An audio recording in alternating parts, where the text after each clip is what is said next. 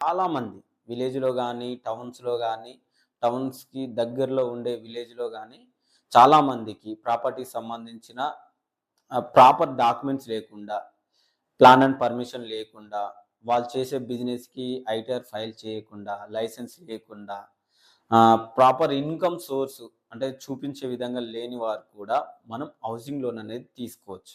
Okay. అలాంటి వ్యక్తులు ఎవరున్నా సరే నా నంబర్‌ని సంప్రదించండి. మీకు 100% హోమ్ లోన్ ఇచ్చే మార్గాలు, ఇచ్చే కంపెనీల గురించి మీకు పూర్తిగా చెప్పడం అనేది జరుగుతా ఉంది.